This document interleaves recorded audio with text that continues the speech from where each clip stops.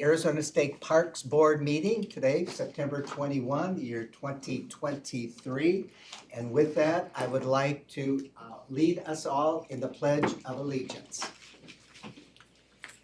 I pledge allegiance to the flag of the United States of America and to the republic for which it stands, one nation, under God, indivisible, with liberty and justice for all. Let's have the member roll call, please, Kelly. Dale Larson, Here. Jeff Buchanan, Here. Sarah King, I'm here. Terry Palmberg, Here. John Sefton, and Robin Sahi. Mr. Chair, we have a quorum. All right, thank you very much.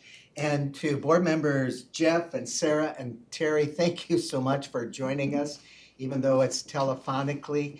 And if during this meeting, at any time, you're either not hearing what's going on or you'd like to be able to make sure that you're being recognized, don't hesitate to interrupt so that we can catch you on the phone during this time. So I appreciate you very much for allowing this meeting to be legal, and we're ready to go here. So small but mighty today. With that, I would like to echo our mission statement, which is traditional for our board meeting. As board members, we are gathered here today to be the stewards and voice of the Arizona State Parks and its mission statement, which is to manage and conserve Arizona's natural, cultural, and recreation resources for the benefit of the people, both in our parks and through our partners. And with that, I know that we have several people, I usually call them Mickey and Matt's fan club, that are here on the telephone line that are all part of the grant request that we will be reviewing here momentarily. But in the meantime, I'd like to go to the agenda item first, which is the consideration of action to approve the minutes from our very successful August 17th board meeting at Lake Havasu City. So board members, have you reviewed them? And if so, is there a motion to approve? So moved. Mr. Chair, if you can, I'd like to make a motion to approve the minutes from our August meeting. Board member Buchanan has made a motion. Is there a second? I'll second. This is Sarah. Thank you very much, Sarah. Any questions or comments? Hearing none, by acclamation for the approval of the board minutes, signify by saying aye. Aye. Aye. The motion passes unanimously. All right, for the benefit of our partners on the call for the consideration of the consent agenda, items 2A through 2C, to expedite action, the documentation concerning matters on the consent agenda have been already made and posted. They've all been approved. The staff has approved them. They've gone through the advisory committee approval process and AORC. So the purpose in having this on the consent agenda is unless a board member requests to have an item pulled, we will consider them in aggregate. And board members, do any of you would like to see one of the items or two of the items pulled from the consent agenda? Hearing no requests, before I ask for a motion, let me first of all thank, and this is according to Mickey's most recent roster, Danielle Fowles McNiven, Jessica Archibald, Bryce Provost, Officer Gonzalez and Ursula Conway, Claire Magnuson, Ariana Wilder, Debbie McMahon, and Kevin Adams. Thank you for joining us today on this board meeting. So with that, is there a motion to approve the consent agenda as presented?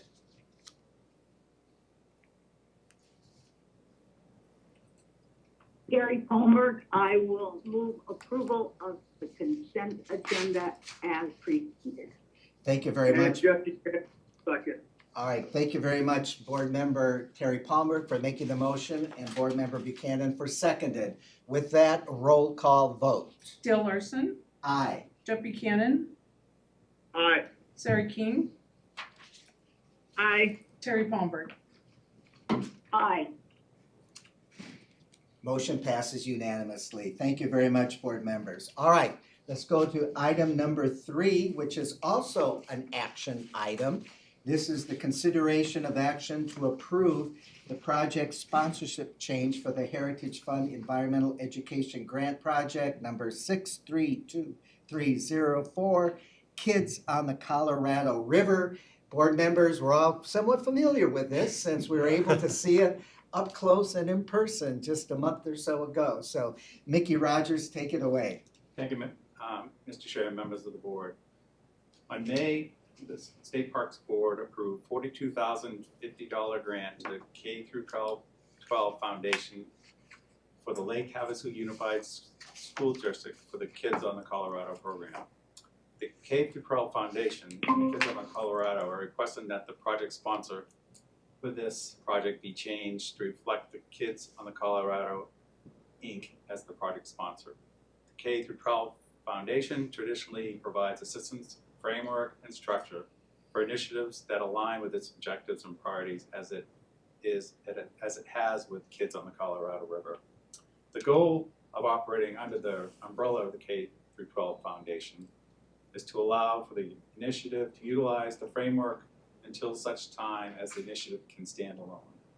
During the review of the project sponsor agreement provided by State Parks at the end of May, the K through 12 Foundation and the Kids on the Colorado, Inc. discussed the legacy commitment being agreed as part of the Heritage Fund grant.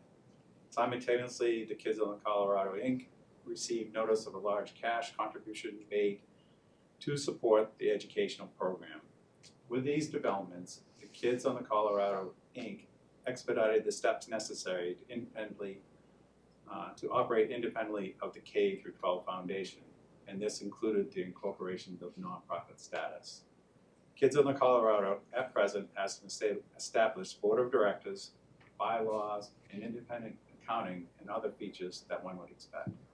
Kids on the Colorado, Inc. is committed to all aspects of the operation as outlined in the grant application. The change request provides transparency and accountability for our local perspective.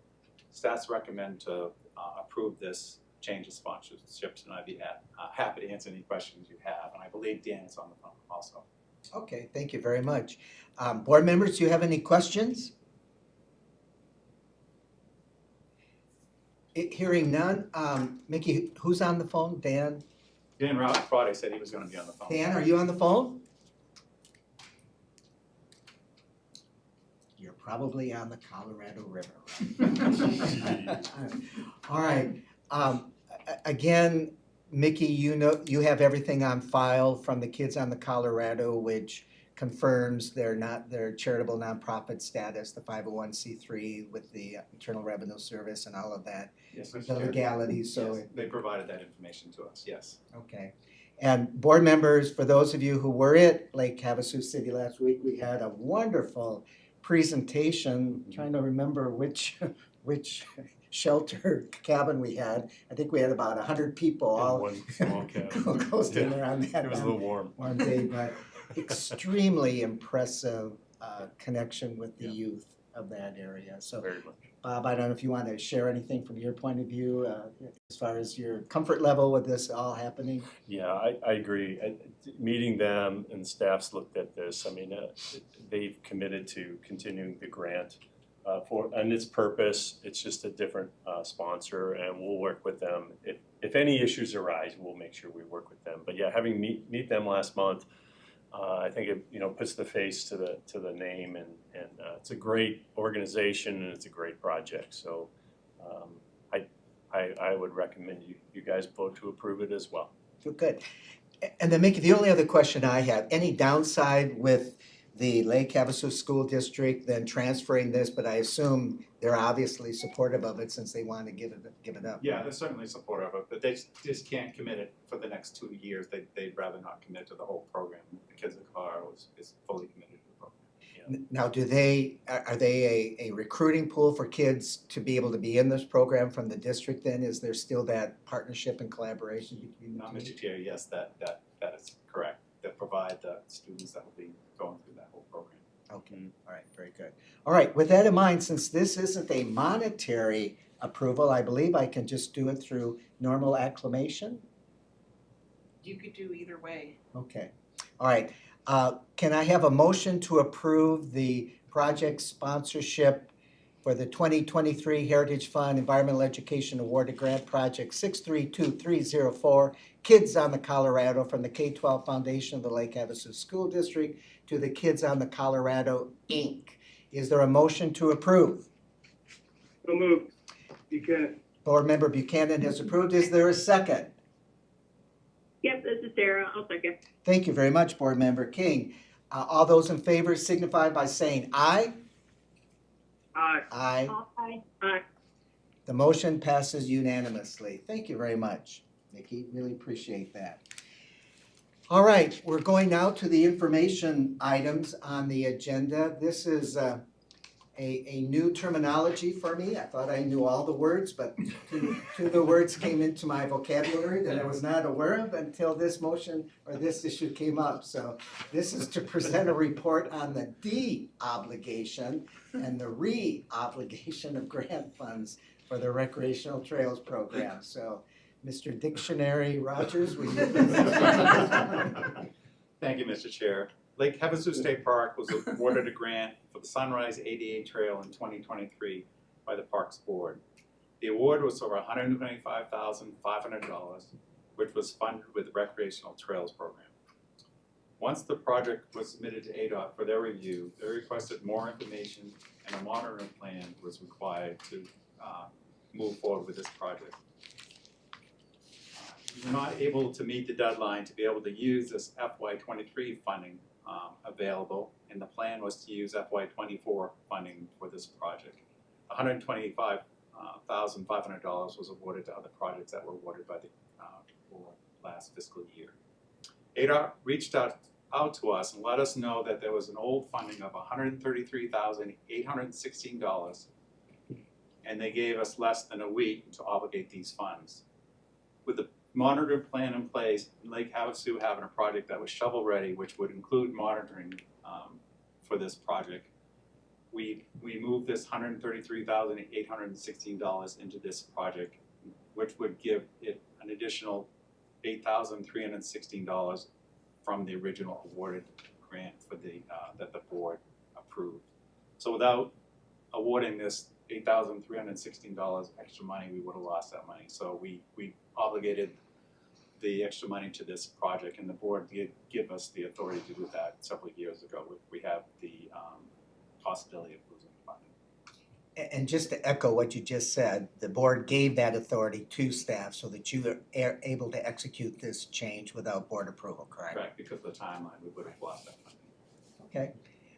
Any comments or questions from the board? I know Board Member Palmberg and I, notwithstanding the other board members too, but anytime we see funds used for ADA development and trails, which this is all a part of, more the merrier, because this is all about accessibility and making our parks even more accessible to populations that otherwise would be challenged. So any comments, staff, otherwise? All right, thank you very much, Mickey, and now I know what re-obligation means. Next month, we'll have pre-obligation and post-obligation. Thank you. Really appreciate that. All right.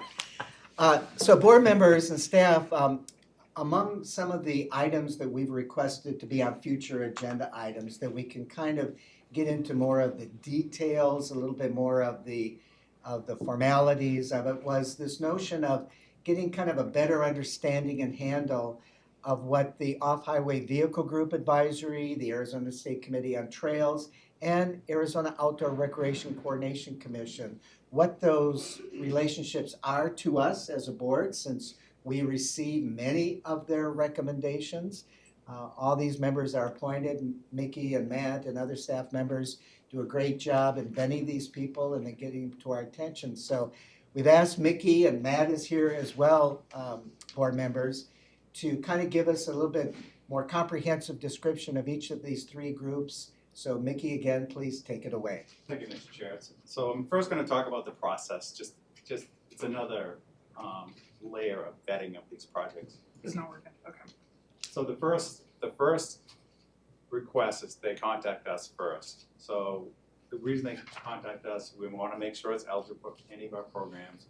And then once it's eligible, we're going to make sure that they fill out the application, the correct funding opportunity. So that's the first step. Second step is they submit an application. Staff does not approve grants. We certainly tell everybody that over and over. We make recommendations, and staff will not bring a project to the board, the committees, unless it's shovel ready. There are times staff will not recommend a project to be funded due to lack of items, and this usually has to do with collaboration, support letters, those type of things. The application is complete, but without all these support letters and collaboration letters, we generally recommend not to fund these type of projects. But for the most part, all projects that staff review and bring to the board, staff will recommend to fund. But first, the non-motorized project will go to ASCOT. They meet 4 to 5 times a year.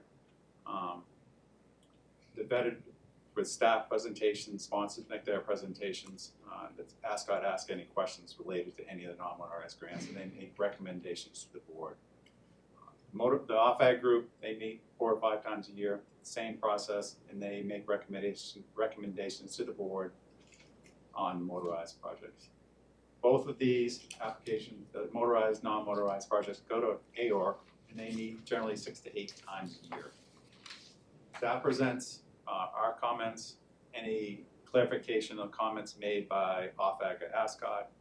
Sponsors also have a chance to comment if there are any further questions, and AORC make recommendations, generally concurring with staff and advisory committees on recommendations to the board. All of the committees can recommend to fund at the requested level. They can recommend to fund at less than the request, or they can recommend not to fund. These projects go to the board. The projects at that time are well vetted, and if there are any disagreements between the advisory committees or staff recommendations, staff will let the board aware and suggest that they take this out of consent agenda if there's any issues that come up with any of these grants. So the next with the ASCOT. They advise the board on the planning, development, and maintaining of non-motorized trails. The funding source is the Recreational Trails Program, and currently the Heritage Non-Motorized Trails Program. So that's a total of $1.6 million available for non-motorized grants. They also make recommendations on non-motorized scoring, which is based on the statewide trails plan. The committee is made up of 15 members. We try to get a diverse group of geographic location, different non-motorized uses, a hiker, a mountain biker, equestrian, a water trail, an ADA representative, and land management agency. They can serve 2 3-year terms and can serve no more than 2 consecutive terms. They were developed, they were set up in statute to identify a statewide trail system. Currently, the statewide trail system is the premier trail system. ASCOT is working on a new system proposal to bring to the board. The premier trail system was intended to be the best of the best top 100 trails in Arizona. However, many of the best did not want any other publicity and did not want any more uses on the trail, so they did not want to be part of this best of the best trail system. So we're working on a new trail system to bring to the board in the next fiscal year. The current makeup, there are 2 vacancies.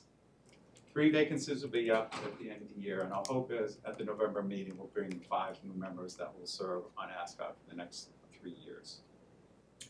And just let me interrupt, Mickey. Board members, you aren't able to see this on the screen, are they, from where they are? Can they see this list that they can? Okay. Because I just wanted to point out, this is statewide.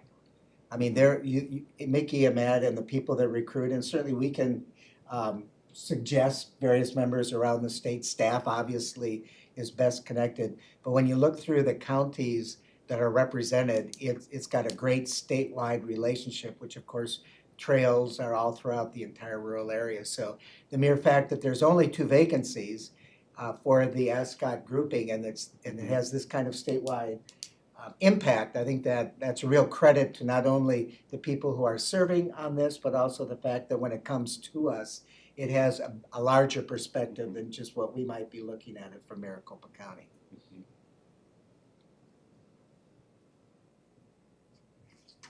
So the next group, the Off-Highway Vehicle Advisory Group, they advise the board on the planning, development, and maintaining of motorized trails. So the funding sources of the Recreational Trails Program, Motorized Division, and the Off-Highway Vehicle Program. And the amount in this category is between $3 and $4 million a year. They also recommend the scoring criteria based on the Trails Plan for motorized projects. They're a 7-member group. Geographic diversity. They represent user groups such as side-by-sides, quads, motorcycle, full-size off-road vehicles or Jeeps, and one must be affiliated with a sportsman group. Again, they serve 3-year terms and they can serve 2 consecutive terms. They were originally established to advise and recommend funding on motorized projects to the State Parks Board. That was established as statute. It was repealed in 1996 and reestablished by the board. So this is the makeup of OFAG.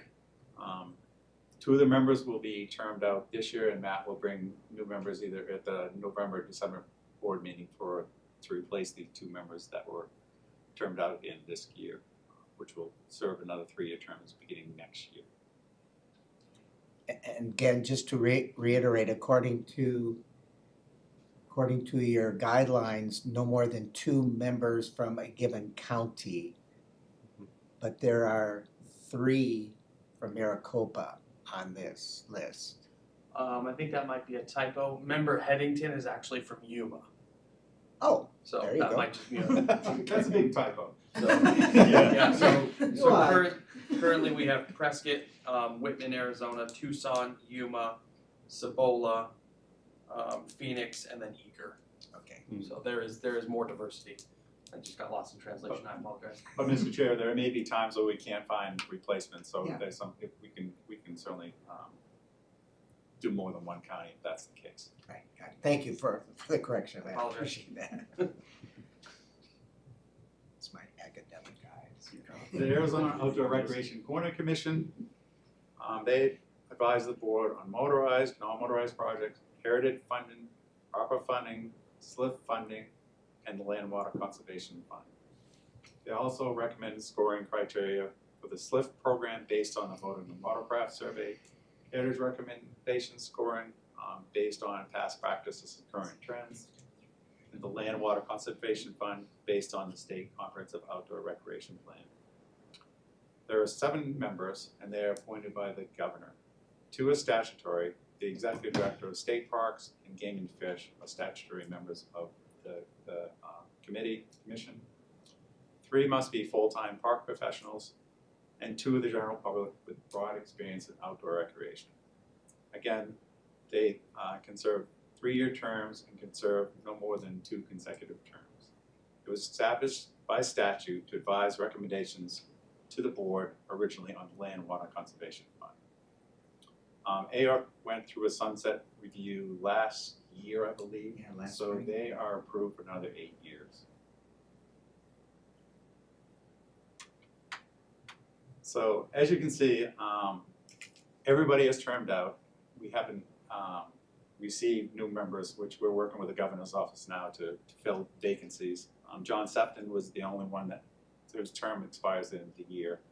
So we should have 5 new members next year for AOR. That's the hope. And we're, like I said, we're working with the governor's office to replace those members that they've done a great job. Some of them have been there since 2015.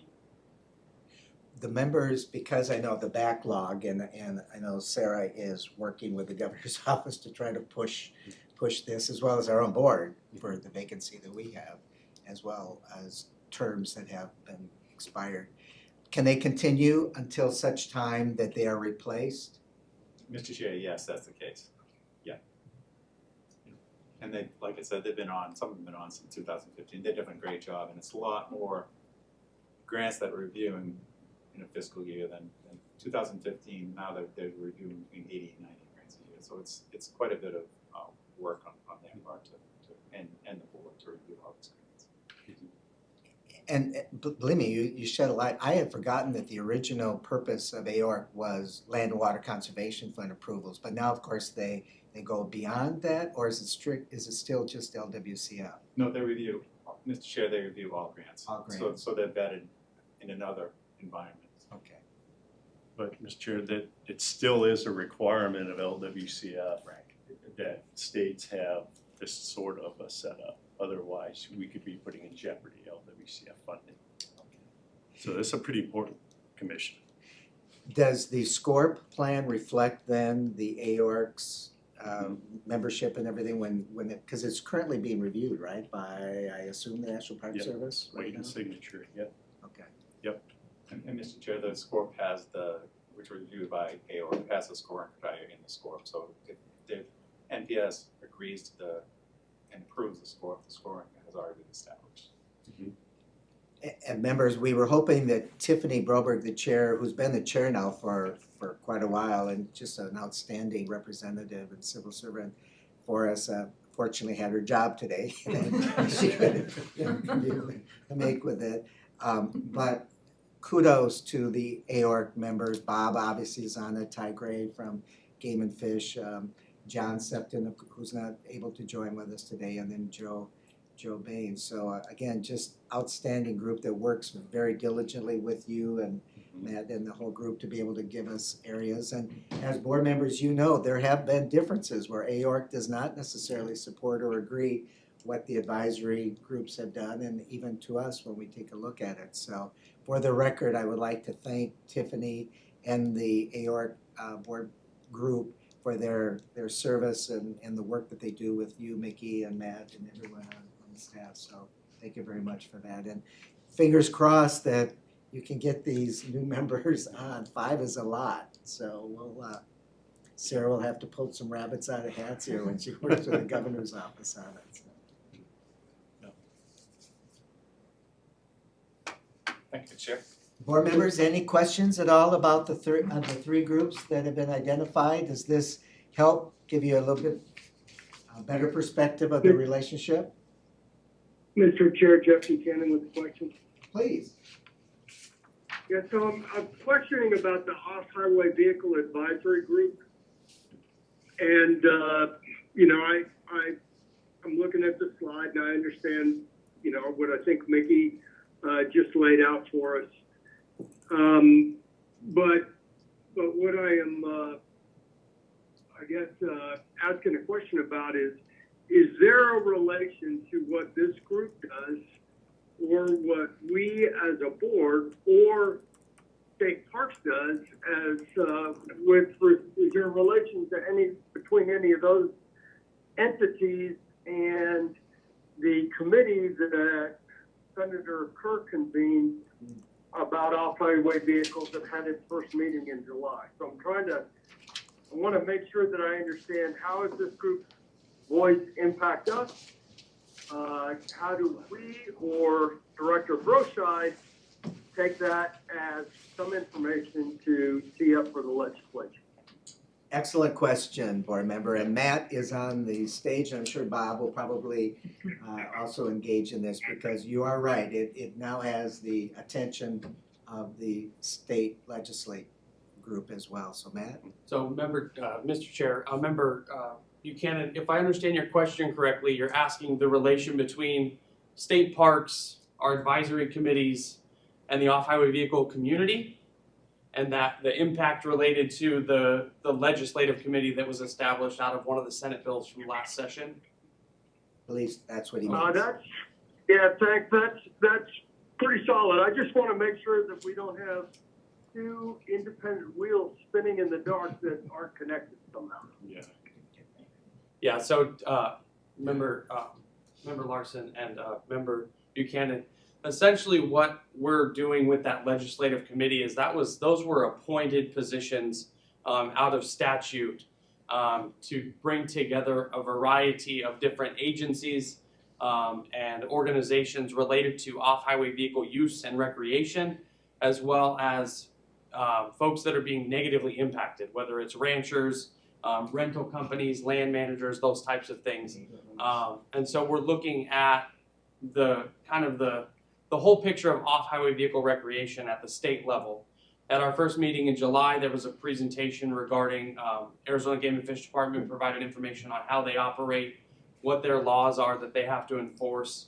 There was Coconino County Sheriff's Office presented on some of the issues that they're encountering. There was a couple Sedona residents that presented related to ranching issues that they're experiencing.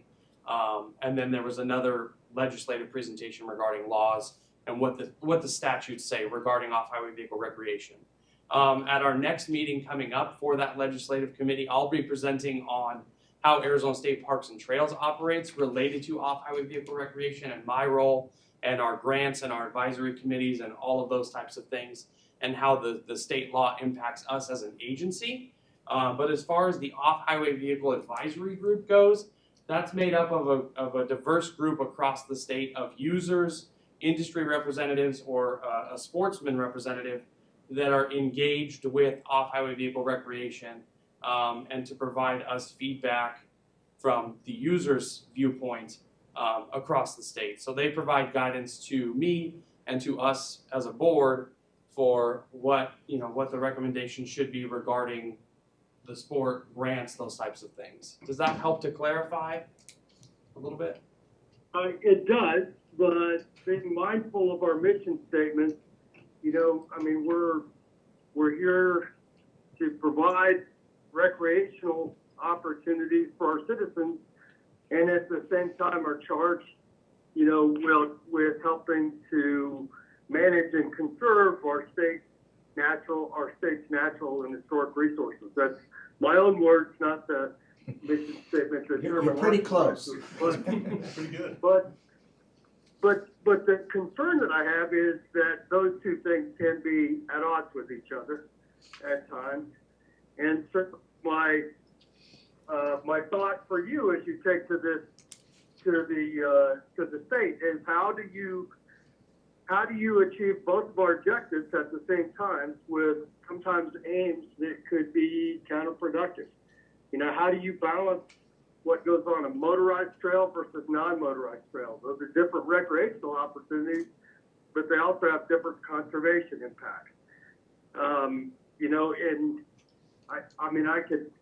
I could fill you in offline of a lot of my impacts in dealing with ranchers about OHV access and how that impacts hunting and fishing. So there's a lot of connections there, and I think what we have is a tough act to balance. It's not just all of one or the other. And when I look at this advisory group, I see, one member from Arizona Wildlife Federation, but as you rightly said, the rest of them are users. They have to either represent the recreation people or the, manufacturers. And so I think that is certainly a data point, but we have to be mindful of both parts of our mission and how do we balance those. And so that is, I'd like to recommend that you consider that as you put together your presentation. That's it from my end. Yeah. Mr. Chair and Member Buchanan, I liked your two wheels spinning independently or fear of. It's actually four wheels. I would probably call us the drive shaft of the connection to those.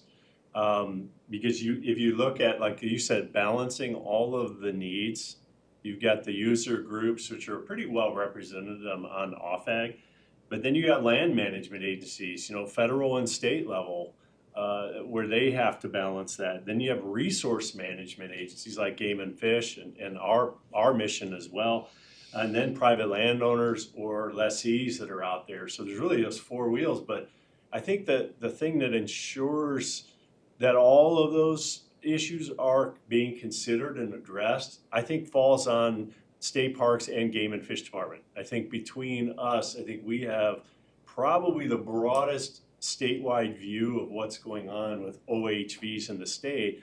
And then through the grant program, that you all approve of those grants, now we can make sure that we aren't forgetting or taking one of those groups over another, or that they're all being adequately considered. So yeah, I think I call us the drive shaft on this, that, you know, we're really the connection between all of those groups, and the OFAG is a way to receive input. We talk to federal land management agencies all of the time about what their issues are. And now with the legislative committee that is coming, you know, we're also getting the legislative as well as some more user groups, but in there, the federal agencies are not represented at the state level. So I think it's our job is to reach out to those folks and have that discussion.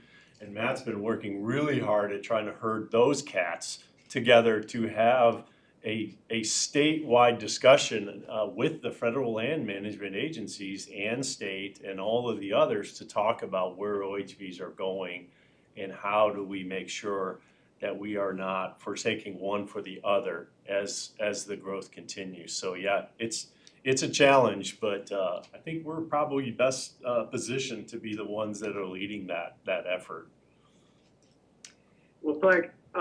You know, I think that sounds great. And then, so if we talk about 4 wheels instead of 2, you know, my recommendation is, how do we bring in private landowners, especially if they're going to provide access through their land, or through, you know, they may have a grazing permit on state or federal land that now, you know, somebody else who's a land manager impacts their ability to raise cattle. And just as an example, so, you know, my recommendation is figure out how, and I don't want to put all these rocks in the rucksack that Member King is wearing, you know, as our representative on agriculture, but I think we need to consider that perspective as well, and how we lay this all out. It's one thing if it's on a state parks land, but as you know much better than me, our decisions and especially when it comes to trails, both not motorized and non-motorized, affect a heck of a lot more than just state parks land. Absolutely. That's it. That's all I really wanted to say. Thanks. No, thank you, Board Member Buchanan. And I think because Matt will be presenting, when is your October 16th. October? We're still waiting to hear time, I believe, but. So I think we'll definitely want to hear back from what happened at that particular meeting. And obviously for board members, and this is something as when we talk about future agenda items, but certainly as a board, we can always at some point be able to take formal decisions and make those recommendations known to this legislative committee. And I guess to both Bob and Matt, is there some presumed outcome from this legislative committee that was written into the law? That is there supposed to be a report? Is there going to be recommendations, or is it just to hear testimony? Yeah, Mr. Chair, members of the board, my understanding of the law is that there is a report out to the President of the Senate and the Speaker of the House, and a report that goes to the Governor's office related to the findings or recommendations of this committee. And a couple of the notes to add, you know, related to the spectrum of off-highway vehicle use in our state. The 2025 Trails Plan is what guides our recommendations and scoring criteria for those activities, and that is a very public process with feedback from users of both types as well as land managers. And so we're working through that now, and before the end of this fiscal year, calendar year, I apologize, we're going to be bringing forward our grant scoring criteria for our supplemental programs, which we haven't done yet, to make it more, give it more weight, give it more teeth. But we've developed 5 separate programs to keep those checks and balances, to help with wildlife protection, to help with cultural site protection and those types of resource protection things, where the OHV community has negatively impacted those. So there's a variety of things that checks and balances that we've put in place as an agency to help in those areas where there are issues, where there are, you know, and even today's grant for Sedona, that's looking at a working group, a continuation of a working group where ranchers are impacted, the Forest Service is impacted, and we're all trying to find a balance of how can we keep the recreation open while still, you know, keeping the residents and rangers happy. So that's, you know, a great example there of the continued balance and balancing act. Appreciate that very much, and I think to the board and when we consider this there's nothing to prevent us from taking some sort of formal recommendation ourselves. Once that report, whether it's a draft form or the final report, so that we're on the record. So Board Member Buchanan and all the rest of you that have strong feelings about this will be able to make it at that point and have an open agenda. So thank you very much, Matt. Board members, any other comments or thoughts before we move on to the next item? All right, thank you. Thank you. Really appreciate that very much. All right, future agenda items. I realize this is some kind of a record for It is. the brevity of this meeting, but I just would like to remind, there's a couple of items that we've already put in the pool to make sure that we have it, and this being one of them today. But the backlog of park maintenance, to Board Member Buchanan's request, that's, I know that Director Broscheid is working on that with staff, and that's going to be coming to us in detail at some point in the near very future, working on that item. We have a presentation scheduled at some future date with the Game and Fish group, and Board Member Buchanan, since you wear two hats on that, it's my understanding that working with Director Ty Gray and yourself, that presentation will be coming down the pike when you're all comfortable and ready to do that overview. We have a similar one with Board Member Robin Said on the State Land Department as an overview to bring us up to date with their holdings and the revenues that, of course, are coming into the state based on her big department. And then one that Director Broscheid and I were just talking about when Mickey was giving the overview of the three groups. One group that, and I didn't intentionally mean to leave them off, but is the Heritage Advisory Committee, because they're also an appointed group that provides recommendations on grants and the like, and happened to see Catherine as I was coming into this meeting. So I think that's another item that we can bring in to have an update on the Heritage Advisory Group and its relationship with the board. And of course, Catherine, who's given us overviews before as far as the Heritage Group on that. So those are the items that I know are kind of on the record. Are there some other items that board members would like to see as future?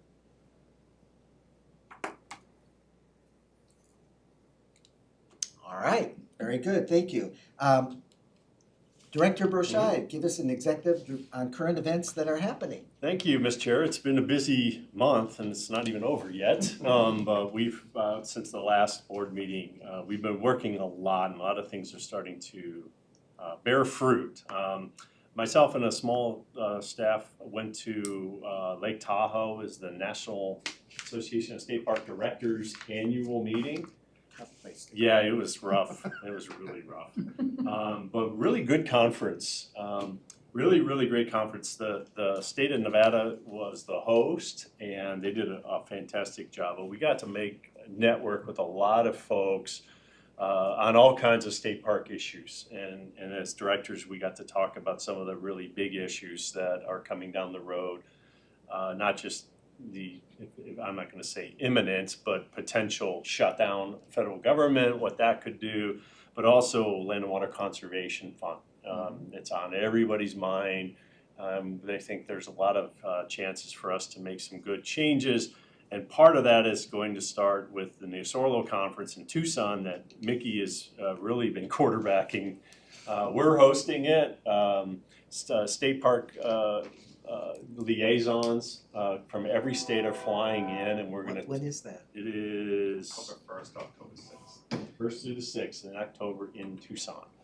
I'll be there as well, welcoming and paying attention and listening, and some other directors are also flying in as well.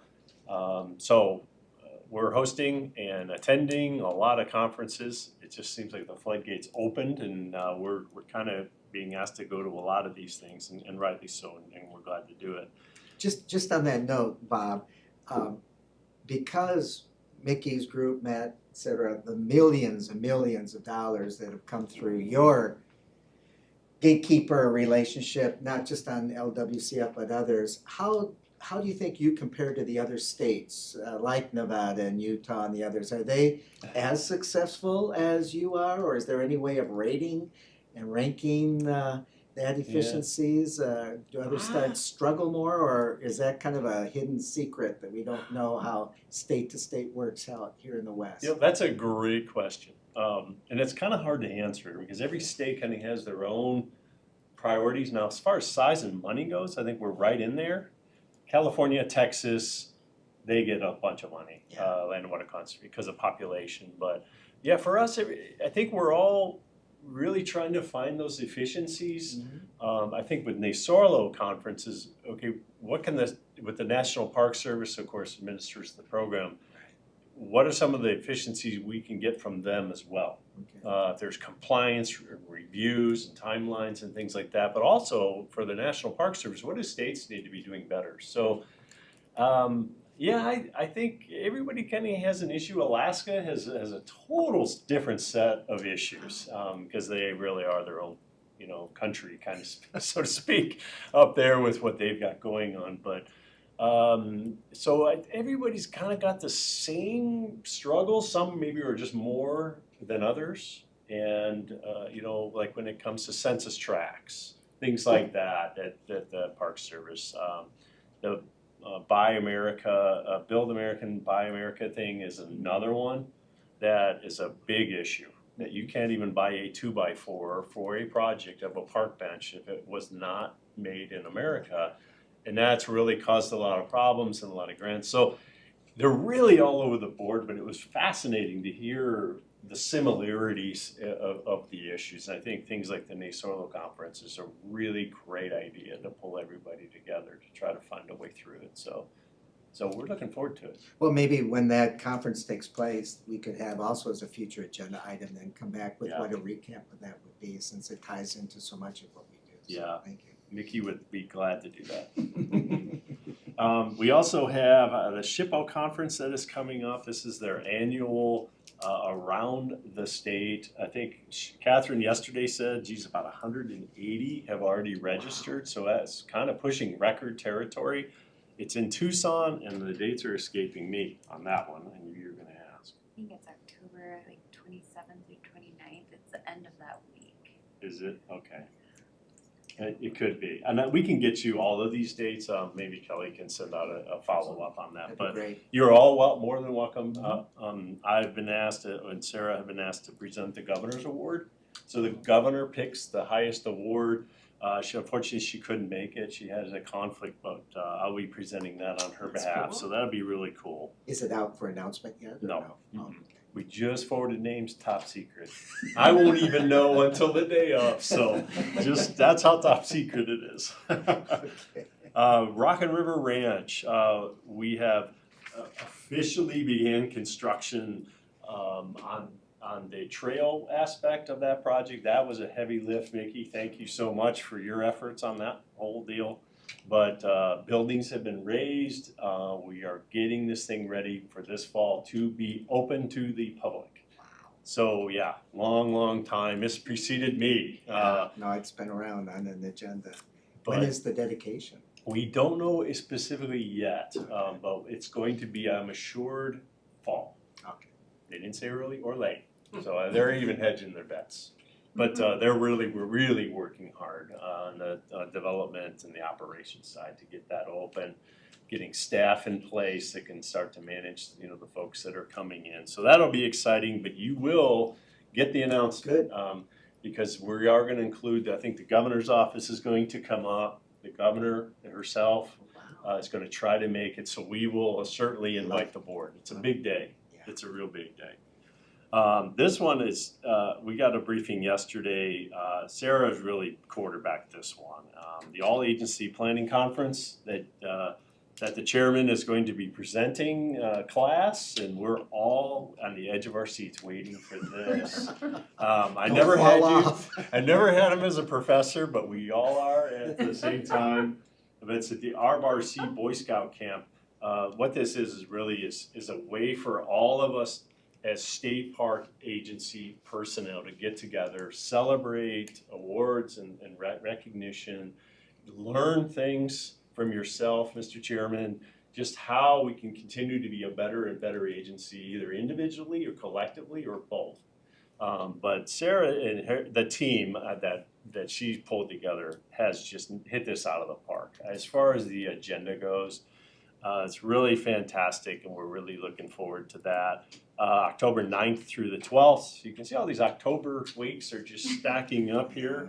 But this is really the only opening we had, and we've been trying to do this even prior to COVID, and then COVID hit, and it just kind of derailed everything. So, you as being a guest speaker, we really appreciate you taking time out of your busy schedule, and we have a whole bunch of others. So, the governor released her long-term strategies for what she wants to accomplish over the next 8 years, 2 terms.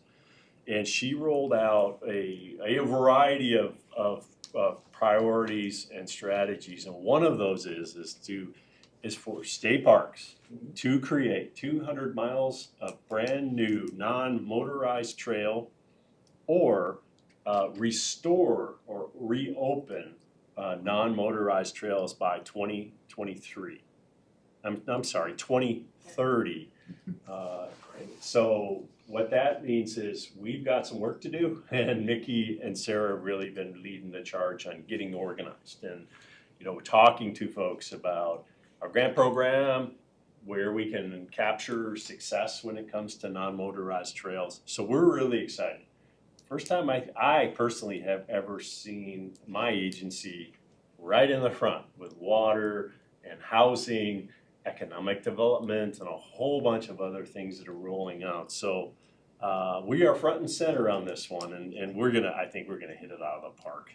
I'm just thinking somewhere former board member Orm Lewis is smiling. Yes, we're gonna call it the Orm Lewis objective.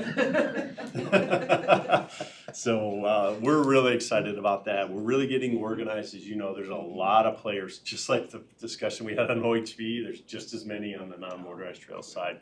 But we're starting to talk with folks and letting them know we're moving this up in the priority list, and Mickey's already making changes in grants programs where he needs to.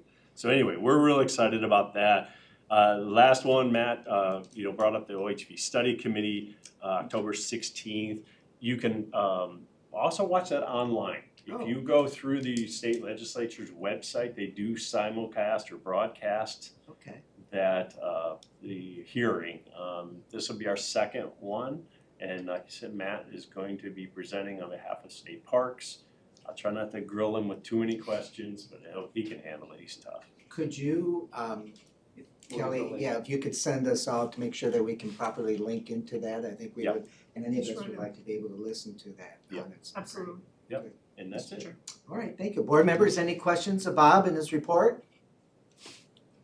All right, current events. This gives an opportunity for any of you or us to make comments of participative engagements here recently. And again, I would like to thank staff for the wonderful hosting of the event at Lake Havasu City last month. It was just everything. Kelly, all the logistics that you pulled together was quite wonderful. So any other trips, journeys, comments board members would like to make? I know that at the last meeting, Jeff and Sarah both made comments regarding the memorial celebrations that had taken place related to the hot shots in the parks with that. So that was very coming, and thank you, board members, and Terry for being part of those recognitions. So hearing no other current events, call to the public. The public is really us, so I think we're okay with that. And I would also like to extend, because Nancy's here personally. Nancy, again, thank you for all your help and support and assistance in keeping us legal. Otherwise is a big difference, so appreciate that. Future meeting dates, Kelly has noted them on the agenda, even though they say central office, that is subject to change.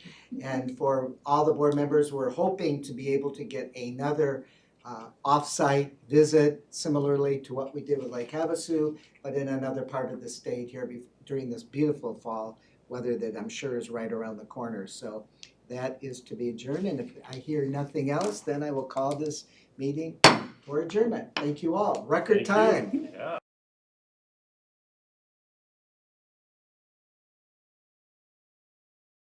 Thank you very much.